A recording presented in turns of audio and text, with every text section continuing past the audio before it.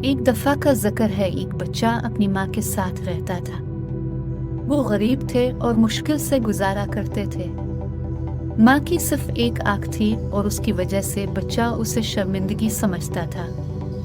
एक दिन जब माँ इस बच्चे के स्कूल गई तो स्कूल में सब इस पर हंसे और इसे ताने देने लगे कि इसकी माँ की सिर्फ एक आँख है।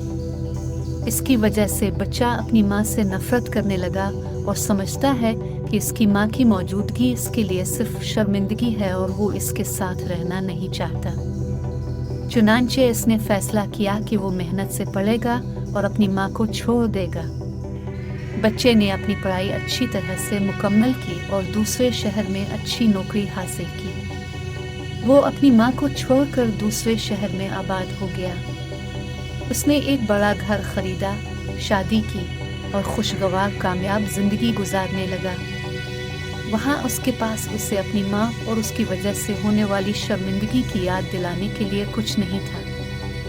एक दिन इसकी माँ इससे मिलने आई। बच्चों ने इसे देखा तो वो डर गए और जब वो दरवाजे पर देखने आया तो वो इसकी माँ थी। माँ को देखकर उसने कहा, तुम कौन हो? तुम्हारी हिम्मत कैसे हुई मेरे घर आने की? माँ समझ गई कि इसका बेटा उसे देखना नहीं चाहता। माँ ने जवाब दिया, हो, मुझे बहुत अफसोस है। हो सकता है मैंने गलत एड्रेस हासिल कर लिया हो।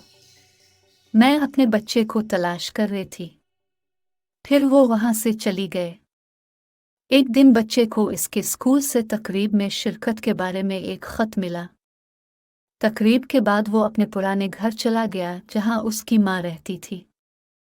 अंदर दाखिल हुआ तो देखा कि इसकी माँ फर्श पर एक खत के साथ बेजान पड़ी है। इसके हाथ में उनके बेटे के लिए खत था। इसमें लिखा था, मेरा बेटा, मुझे लगता है कि मेरी जिंदगी अब काफी लंबी हो गई है और मैं आपसे मजीद मुलाकात नहीं करूंगी।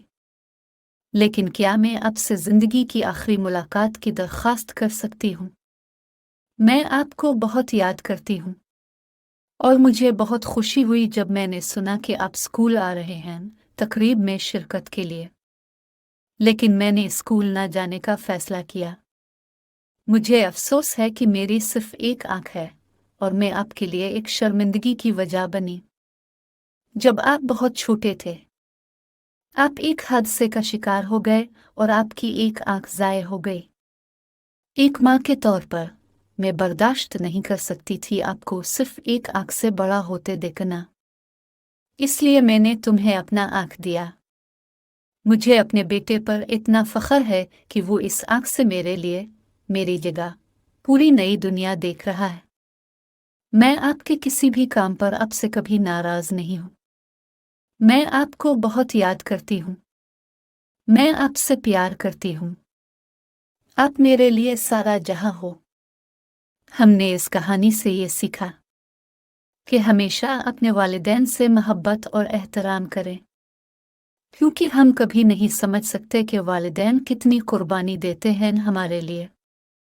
हमें उनकी कुर्बानियों और मेहनत का एहतराम और कदर करना सीखना चाहिए। हमें चाहिए अपने वालिदैन को वक्त दें और उनकी देखभाल करें। अल्लाह हमारे वालिदैन को हमेशा खुश रखे और जिनके वालिदैन इस दुनिया में नहीं हैं वो अबदी सुकून में रहें। आमीन।